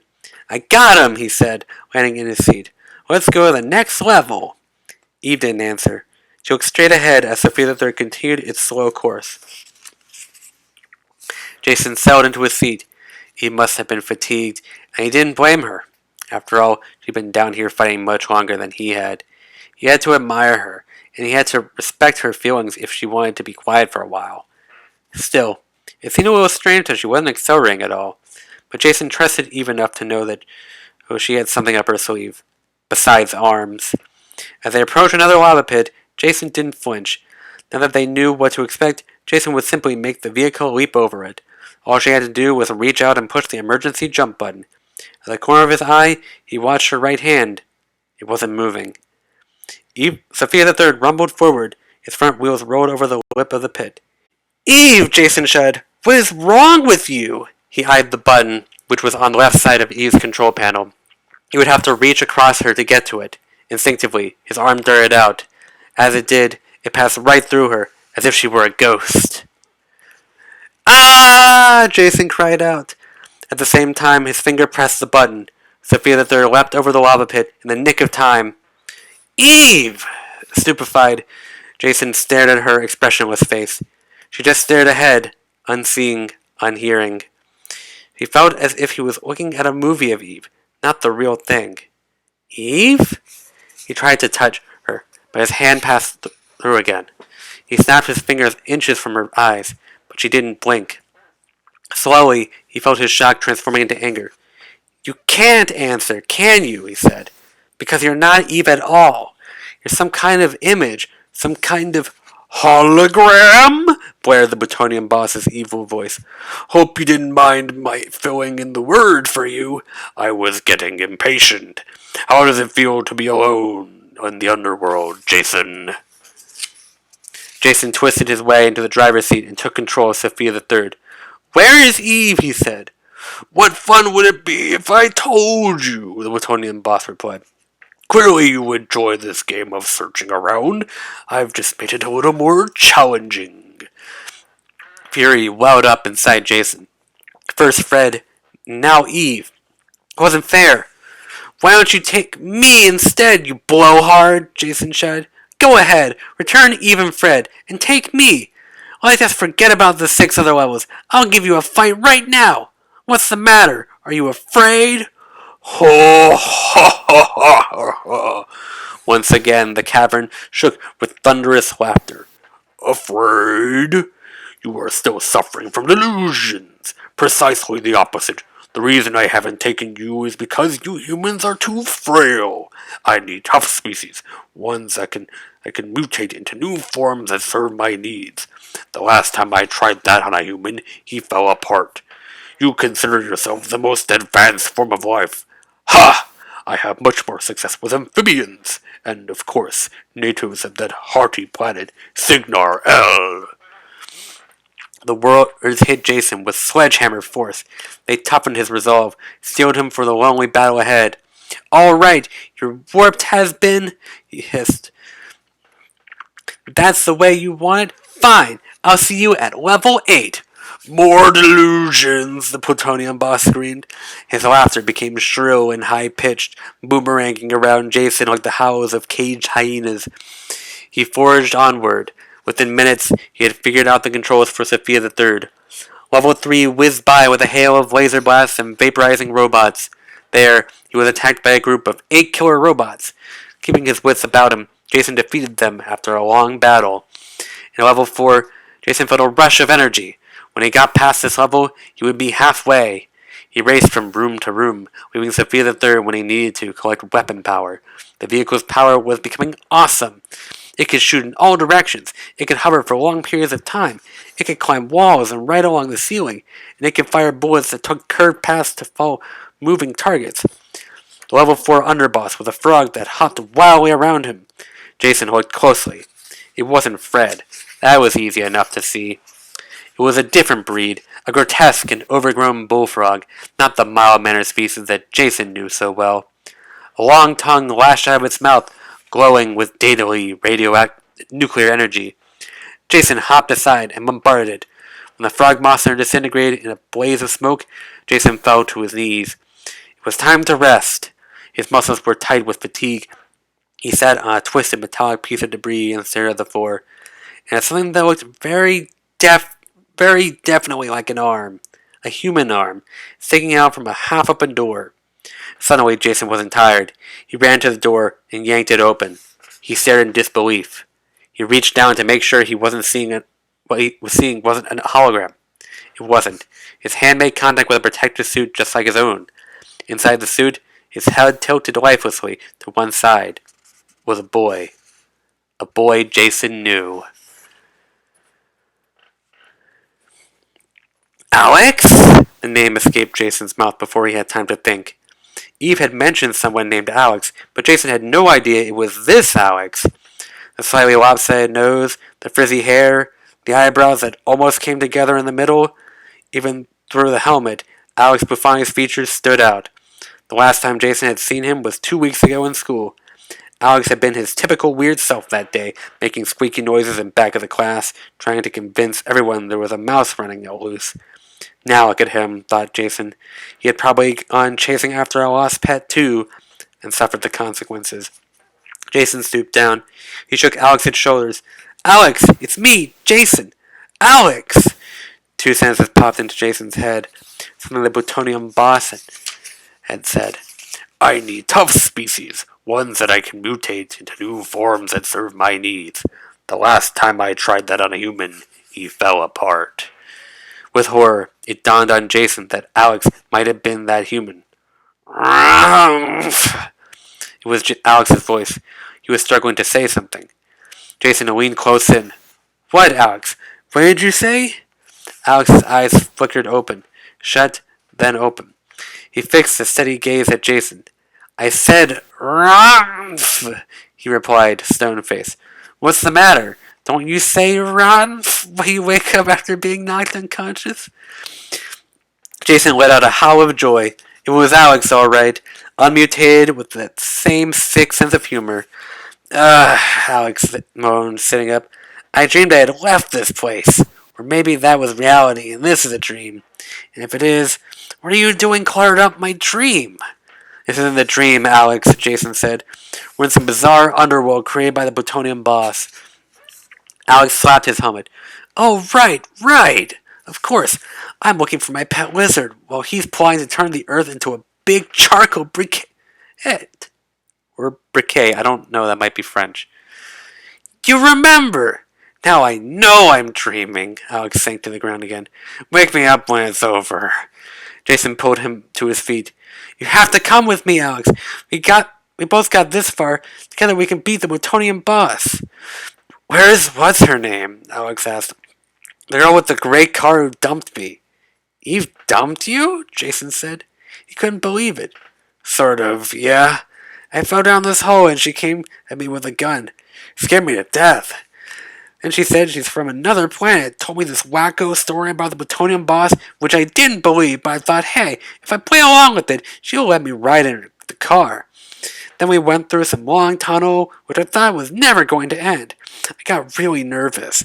As soon as we got through, she insisted I get out and go through some door. No way, Jose, I thought. I got out and ran away. Next thing I know, I was taken away by some big metal bird. And then... His voice trailed off. Then what? Jason asked. Alex shrugged. I don't remember. It's all a blur until I woke up and saw you. Well, the important thing is that you're alive, Jason said. Now let's hurry to try to find Eve. She's in trouble. He turned to run, but Alex pulled him back. What are you, crazy? What did she do to help me? Hey, I don't know about you, but I want to get out of here. I just got this new video game at home, and I'm finally... Jason cut him off. This is more important than video games, Alex. If we don't get this plutonium boss, you won't ever need to worry about video games again. There won't be a world left to play them in. Now come on! Grumbling, Alex followed him. Together, they went to Sophia the Third and climbed in. They found level 5. While Jason slew the underboss there, a lobster, Alex hid in a corner. At level 6, Alex finally began to pull himself together and help Jason destroy that underboss. Driving through the tunnel to level 7, and Jason could barely control his excitement. Butterflies crashed around in his stomach. His fingers tingled with anticipation. One more underboss, then he would come face to face with the most dreaded enemy the world had ever known. Just hours ago, it had seemed impossible, but it was going to happen. Jason knew it. Are we there yet? Alex whined. As Sophia the Third approached the end of the tunnel, Jason gave him a sidelong glance. You know, Buffoni, you can really spoil a moment. Hey, ease up. I was just kidding.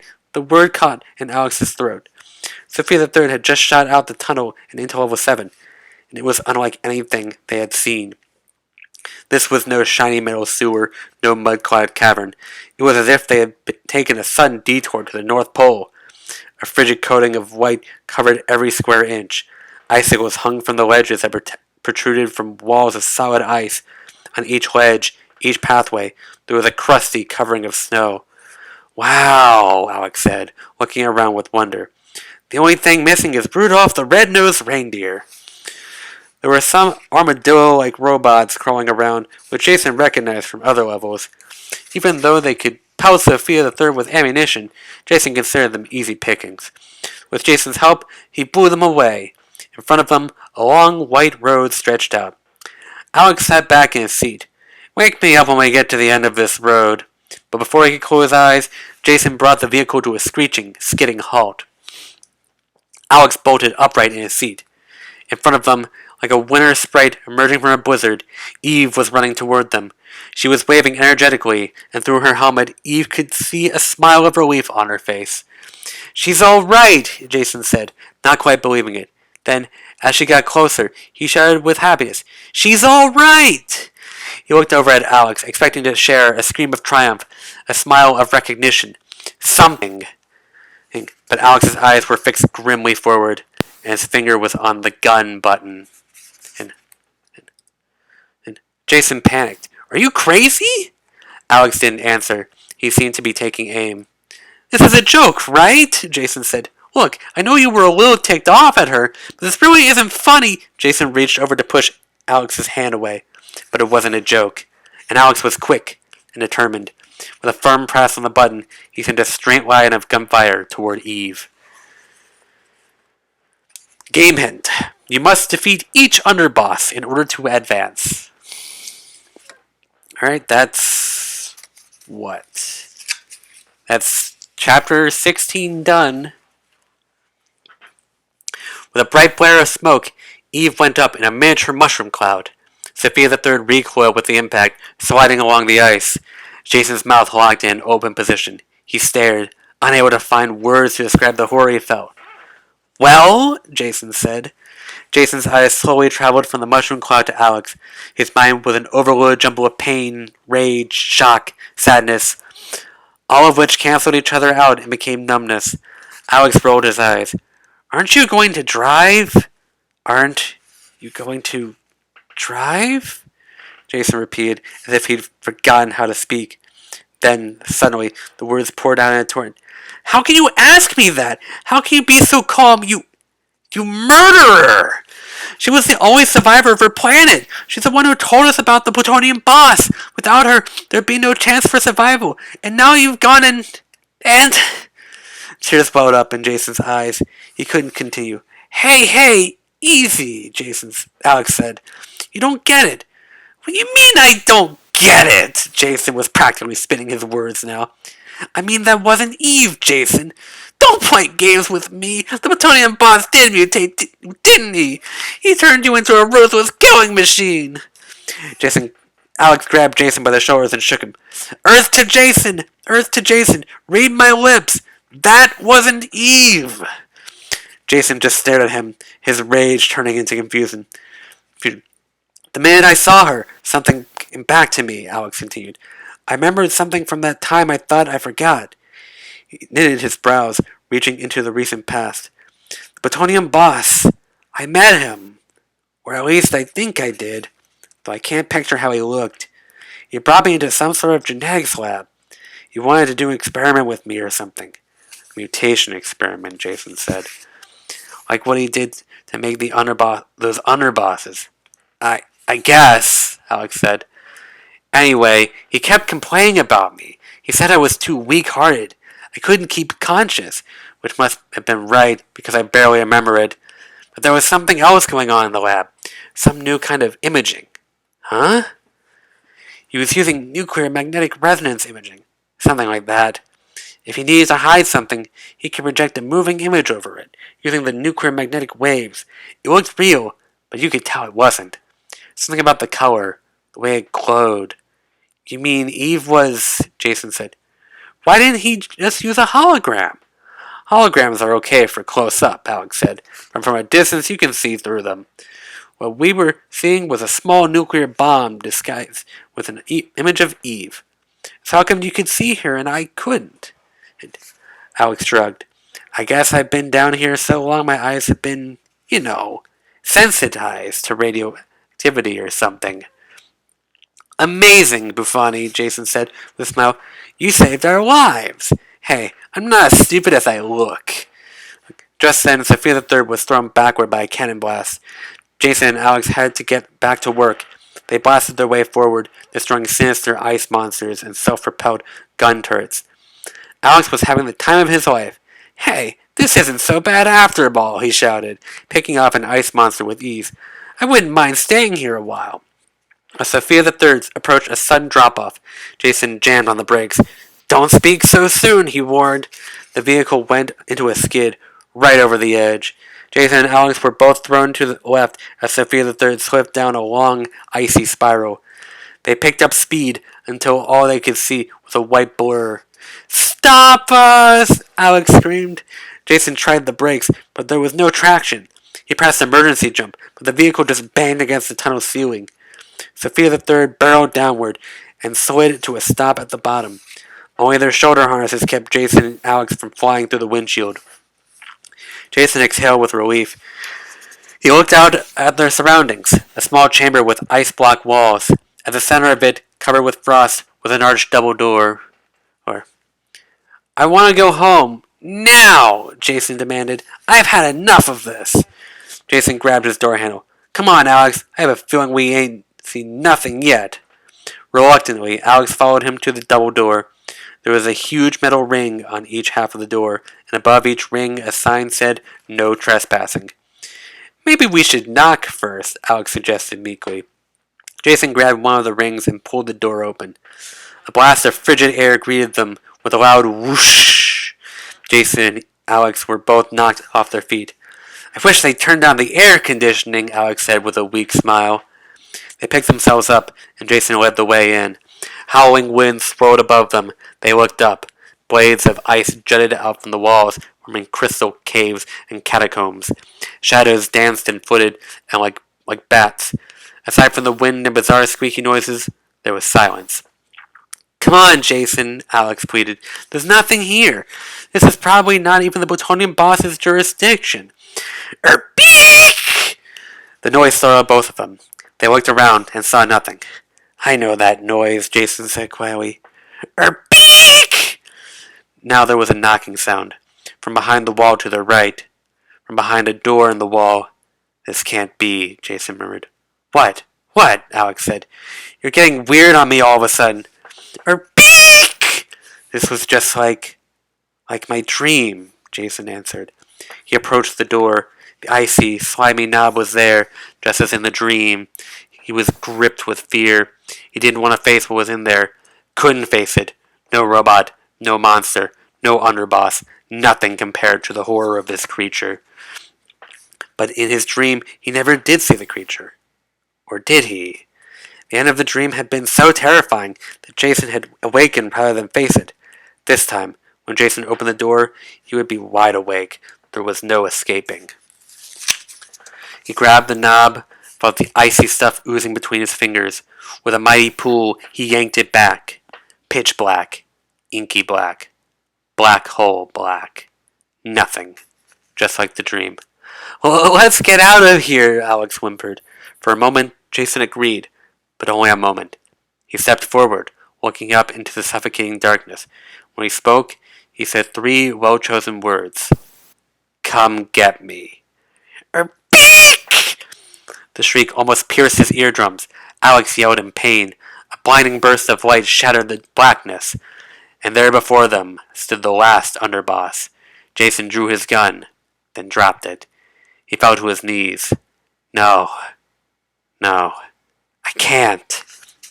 The underboss came nearer. It loomed over them, its tongue lashing in and out of its mouth.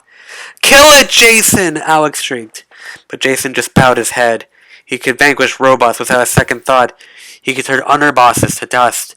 Nothing would make him happier than destroying the Plutonium boss if he had the chance. But he couldn't, just couldn't, raise his gun against his own frog. The 7th and last underboss was Fred. Game hint. Use curved bullets to kill the bullet machine on level 2. Alright, that's 17 done. What is happening to you? Alex's voice was getting closer. Give me the laser! Jason spun around and grabbed the gun. Don't you touch him, he said through clenched teeth. Jason stared at him, dumbfounded. Jason, he is a monster. He's going to kill us. Do you want to die? I hope not, because I will be really angry if you leave me alone down here. A long, fiery tongue whipped out of the creature's mouth. It brushed against both Jason and Alex, flinging them across the room like paper dolls. Ah! Alex cried, tumbling head over heels. He landed next to a 10-foot-high granite boulder. Wincing with pain, he looked up at Jason. Now are you happy? Gee, it sure is fun getting knocked against a humongous rock. Maybe next time he'll throw us through it. The creature was eyeing them from across the room. It squatted on its hind legs, then sprang into the air. Its shadow enveloped the white floor in black. Jason and Alex looked up helplessly as the mammoth amphibian plummeted back toward them. Alex grabbed Jason's arm. Come on! He pulled Jason behind the boulder. They fell to the floor. When the frog landed, the room shook as if it had exploded. Now, would you mind coming to your senses? Alex demanded. Or at least give me your gun so I can blast that ugly thing to pieces. Jason looked up at Alex. His eyes were rimmed with red. The fierceness in his eyes had melted away. All that was left was a shattered and lonely boy. Alex, he said, his voice cracking. That ugly thing is my pet frog. Alex backed off. He stared at Jason for a second or two, processing the last statement. Then, measuring his words carefully, he said, Jason Ferdnick, you have truly gone wacko. Maybe you ought to stay here and cool out for a second. Well, I'm serious, Alex. Sure, Jason. You kept him in your garage, right? A special garage. It's 4 stories high, with padding on the ceiling to cushion his head when he jumped. Jason grabbed Alex's shoulders. Listen to me, will you? You know the kind of stuff the Plutonium boss is into. Genetic engineering, nuclear mutations. He turned my little pet frog into that thing. Erpeek! There was a loud cracking sound on the other side of the rock. Fred was trying to knock a path around the edge. How can you be sure it's him? Alex asked. I just know. When you've been with a pet every day of his life, you get to know him like a person. If Fred were in a room with all the other frogs on Long Island, I'd be able to tell him apart in a second. Alex nodded. Yeah, I felt the same way about Plutarch. Plutarch? My pet lobster, Alex rolled his eyes. He was the 5th underboss. So you knew I wasn't crazy all along, Jason said. Why didn't you say anything when we were in level 5? Erpeek! The rock shook. Fragments of granite shot upward from the other side of the rock. If Fred couldn't get around, he was going to blast his way through. I didn't say anything, Jason, because it really wasn't Plutarch.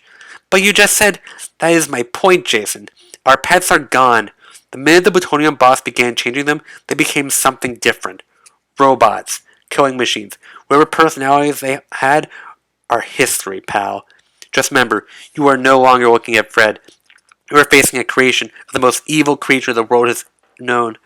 We've destroyed all his underbosses, and now he's trying to prey on our weaknesses. He knows we never fire at our own pets. But he's wrong, Jason, because Fred and Plutarch are dead. He killed them. And you know what? If they could, they'd be cheering us on right now. Erpeek!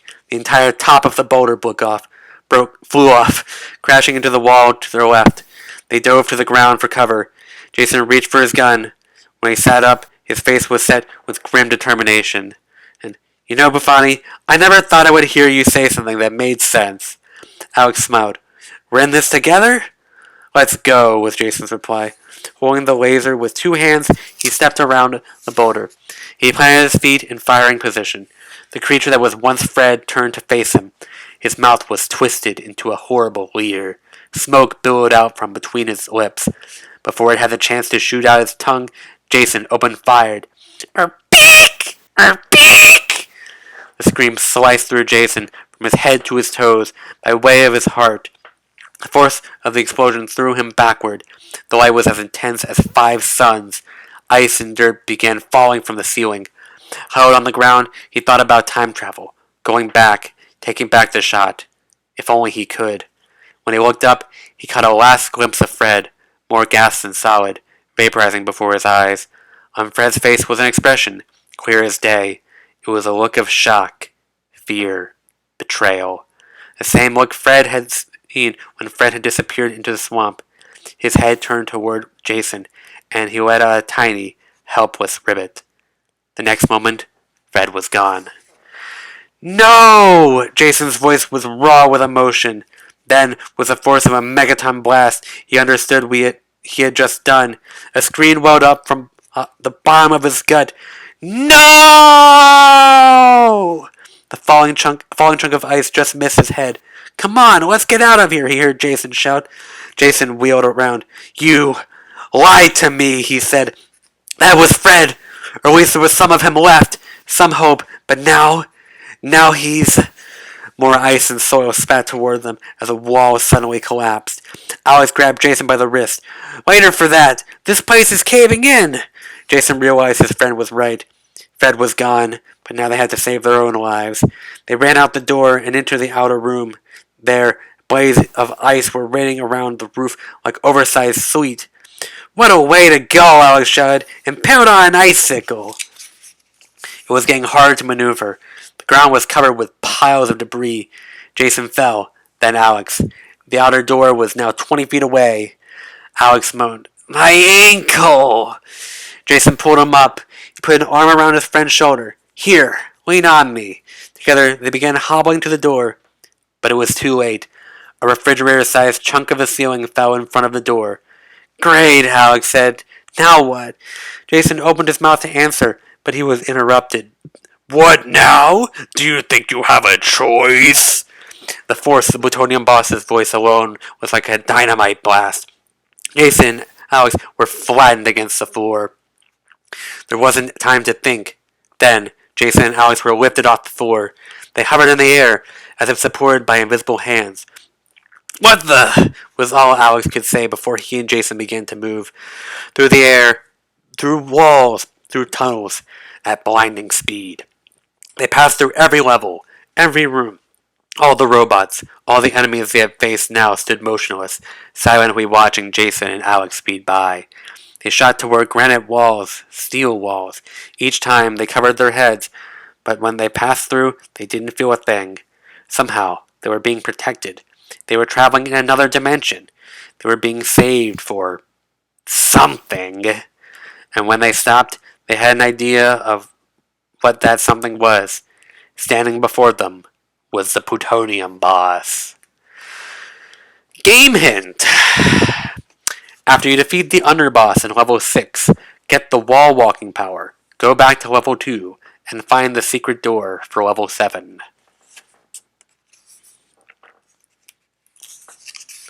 Chapter 19 done. Welcome, my human friends. You are made of tougher stuff than I expected. Up close, the voice was unbearable. Jason covered his ears and dropped to his knees. He couldn't look. Part of it was the brightness, so intense that it seemed to burn through his eyes. but mainly Jason was shielding himself from the very appearance of the plutonium boss. The first underboss had been a hideous, boiling mass of nuclear matter. The others had been horrible mutations of pet animals, but they were nothing. In fact, compared to the plutonium boss, they were almost beautiful. Through slitted eyes, Jason forced himself to look at his nemesis as a monster who had destroyed his beloved Fred. First, there was the head. A head the size of a building. Two huge muscle lumps where the eyes should have been. Fleshy folds rippled down the center of the head, eyeing in a gruesome mouth surrounded by horns. The mouth was in constant motion, dripping fireballs, revealing jagged, dagger-like teeth. Its chin tapped the ground, sending out sparks. The head had no body. Instead, two muscular legs jutted from each side. They curved outward, then hooked downward to the ground. At the knee joints, sharp spikes glistened. Gnarled feet clutched the ground with wide, sharp claws. "What's the matter?" the plutonium boss taunted, fire spitting from his mouth. "Do you not find me attractive?" "Get it away from me," Alex said. "I hate rats." Jason looked at his friend. "Rats? Where do you see—" "Silence!" The plutonium boss cut him off. "I must admit I underestimated you humans. You have proven to be much, much stronger than expected. What you did was a feat of courage and cunning. Perhaps you are now afraid that your journey is in vain, that I will simply vanquish you right now. But you are wrong. I intend to reward you." Jason and Alex exchanged an uneasy glance. "For this honor, I have chosen only one other person." Rocking from foot to foot, the plutonium boss stepped aside. Jason and Alex both froze. Neither of them had paid attention to what was behind the plutonium boss. Now they saw. It was a white, curved wall stretching out away from them on from both sides from what looked like miles. In the center of it was a giant metal door covered with gauges, switches, and pipes. Chained to one of the pipes, looking haggard and exhausted, was Eve. "Jason!" She said, her voice hoarse. "He is a rat! To Alex! To me, he is a horrible flying predator from Signar L! To you, he's something else. The plutonium boss actually has no form visible to the naked eye. He takes the shape of something that he knows will frighten you. For each person, the form is different." Jason didn't know what to say. Was she real? She had to be. The plutonium boss had no need to fake him out anymore.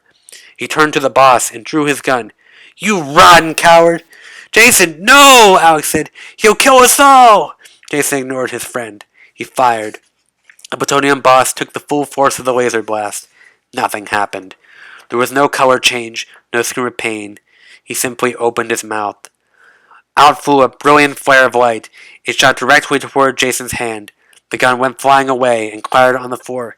"Yeah!" Jason looked down at his hand. It was untouched, except for a slight black mark where the gun had been. Plutonium Boss's laugh once again assaulted his senses. "A peculiar way to show gratitude, especially after I have deemed you worthy to test my new creation." What are you talking about?" Alex stammered. "The structure before you was my cyclotron. With it, I will be able to accelerate my plans for the Earth. No more waiting around for eons like I did at Signar L. I will be able to create enough atomic energy to wipe out the planet immediately." He roared with self-satisfaction. "However, in my haste to build it, I have not been able to test it adequately. I need a few volunteers. Say 3. "Count me out," Alex snapped. "Just point me to the nearest blowhole, and I'm out of here." Suddenly, Alex began moving toward the cyclotron. Not walking, not running. His feet were dragging on the ground, as if he were being pulled. "Hey!" Alex's upper body struggled to throw itself in the opposite direction. "Hey! What's going on?" Jason looked down. The same thing was happening to him. His eyes widened with terror as the cyclotron loomed closer.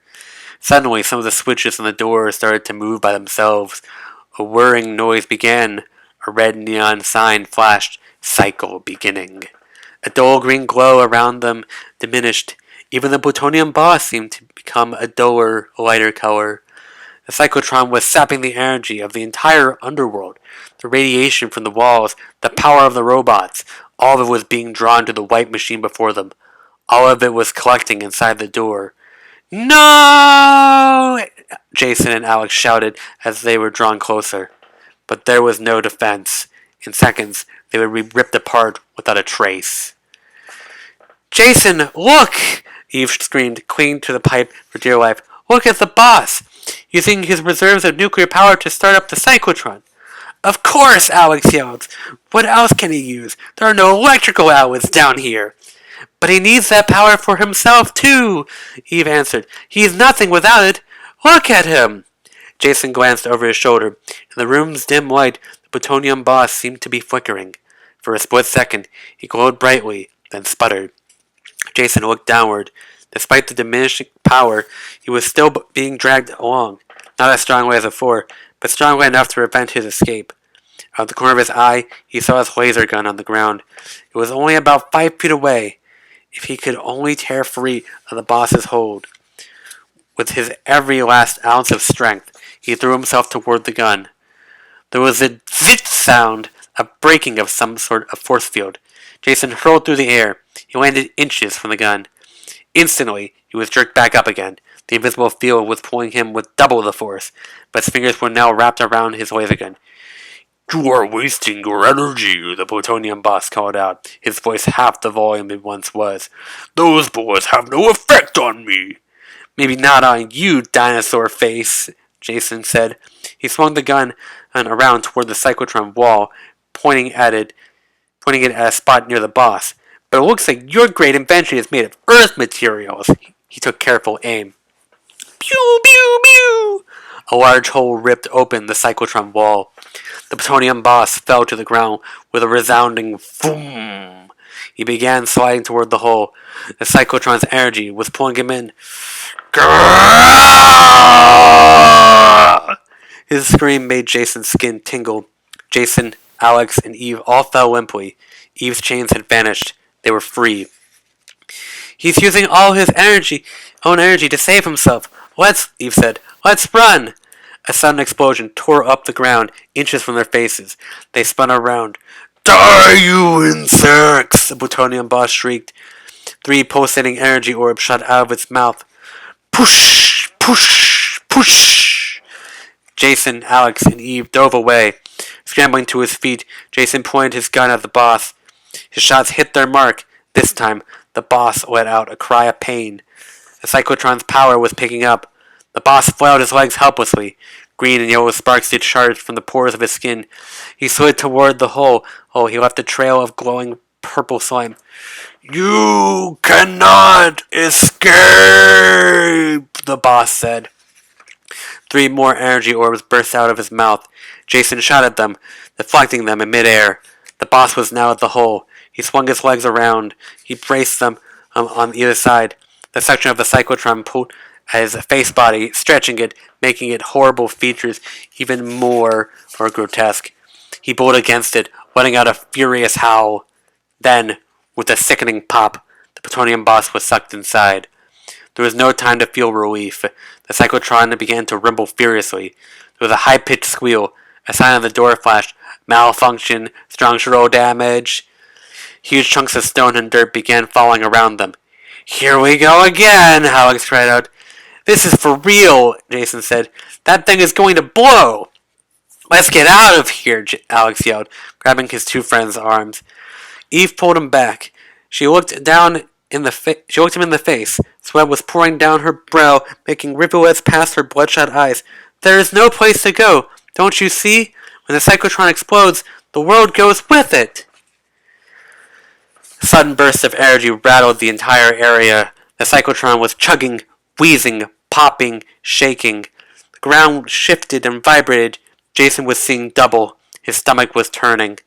There was one thought in his mind. One thought only. We set out to save the world, and now we're destroying it. Struggling to keep his balance, he walked toward the cyclotron. What are you doing? Eve shouted. Shutting it off, Jason replied. How? Alex said.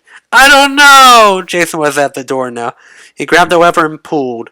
A wild pinging noise began, making the machine shake even more. Next instant, Alex was by his side. "You're making it worse!" he shouted. Alex began yanking levers and pushing buttons left and right. Eve joined them. Together they frantically punched, jabbed, turned. The machine churned even more violently. It sparked and spewed gases. Then an explosion ripped another hole in its side.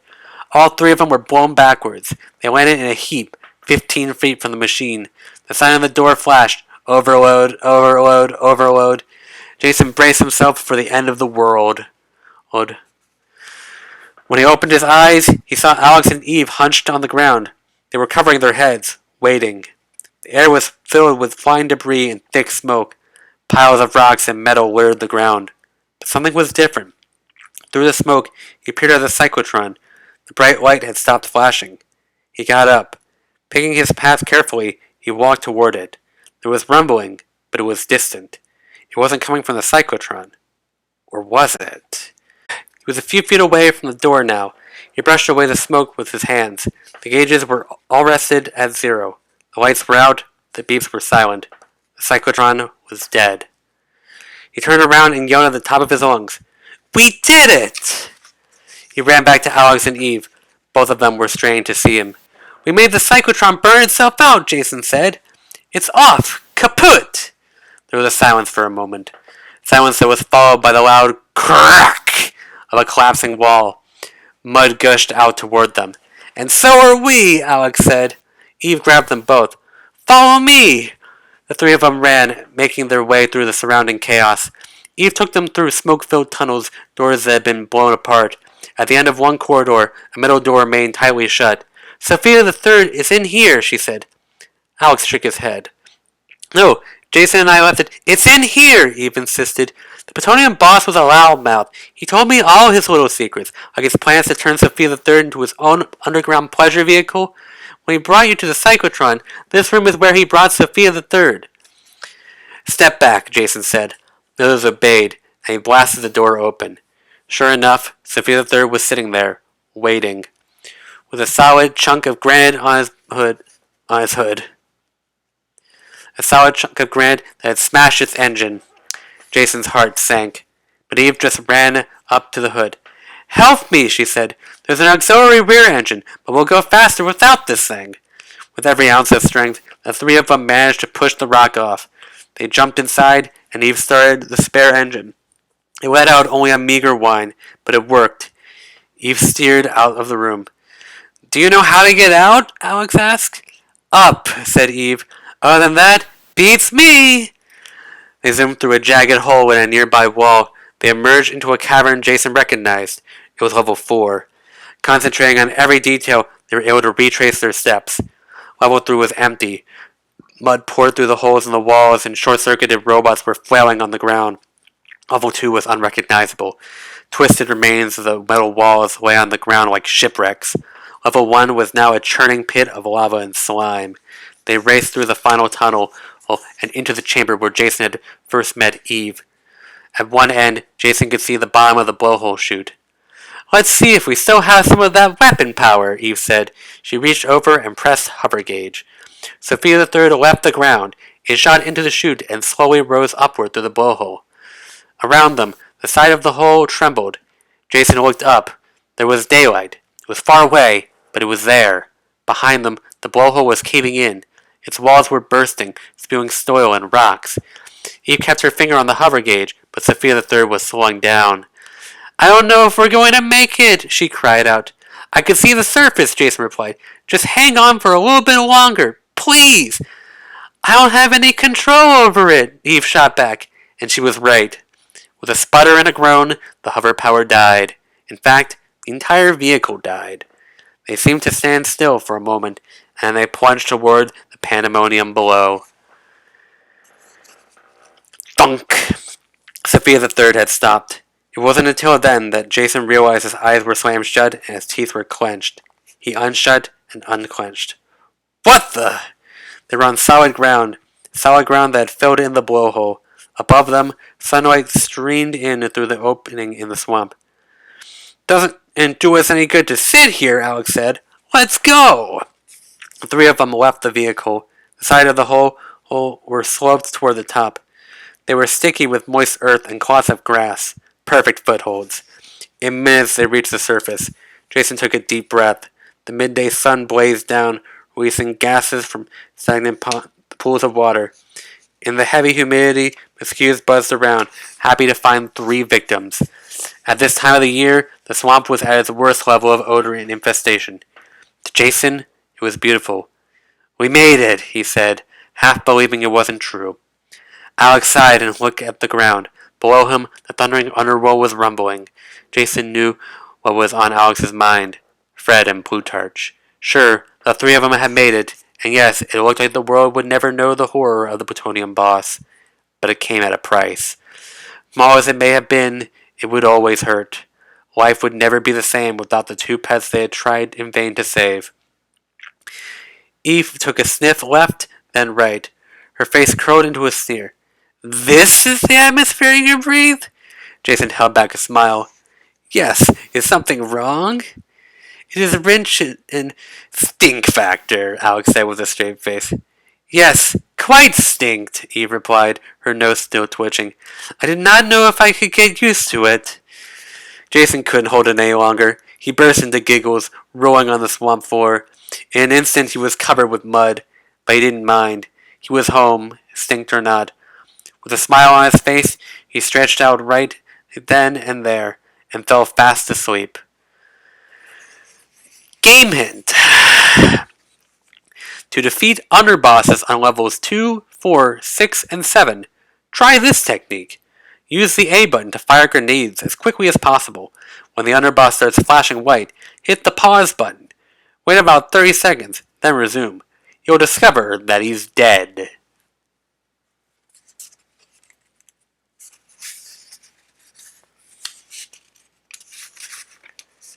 Alright, 24 chapters done. Federal officials expressed surprise at the magnitude of yesterday's earthquake. There is a minor fault line approximately under Batracia, they say, but the chance of feeling a tremor is about 1 in 13 million. The sound of the kitchen radio drifted into Jason's room the next morning, waking him up. As he did every Sunday morning, he thrust the pillow over his head and tried to go back to sleep. And as he did every Sunday morning, he realized it wasn't going to work. It was time to get up. And his eyes popped open. A flood of images popped into his head. Sophia the Third, Eve, Alex, voices, robots, horrible laughter. Jason sat upright. It was a dream, wasn't it? It had to be. He was filled with happiness and relief. Imagine thinking he had plunged underground and chased after a plutonium mutant. Imagine thinking he had actually lost Fred. Fred! He hopped out of bed and ran to Fred's habitat. When his head began to pound like John Henry's hammer, he knew something had happened. He looked into Fred's home. He knew he hadn't been dreaming. It was empty. Letting out a deep sigh, he sank back into bed. He was barely aware when his parents called up to say they were going shopping. He was barely aware of the doorbell ringing minutes later. Or was it hours later? Jason didn't know and didn't care. But it rang a second time, and a third. Each ring pulsed through him like a mild electronic shock. Jason was annoyed. He wanted to tell whoever it was to leave him alone. He stood up and shuffled downstairs. Bring! Jason wished his parents had gotten a doorbell that didn't sound like the bell that rang between classes. He clutched the doorknob and pulled it open. He jumped clear off the ground. It was a frog, as tall as he was, with a grimace that turned its face into a mask of evil. No! Jason shouted. He scrambled to his feet. How could this have happened? How could this thing have escaped? He was numb with terror. Without thinking, he slammed the door. Yow! Came a muffled voice from the other side. Hey, come on! Is that any way to treat a friend? Jason stared blankly at the door. He knew that voice. Confused, he opened it again. Alex? He said. The latex frog head hung limp in Alex's right hand. Alex scratched his head, which was peeking out of a green frog costume. Behind him, Eve was rolling on the front lawn with laughter. I was going to say trick or treat, Alex said, but I guess you already decided against the treat. Sorry, Jason said. I thought you were. I know, Alex replied.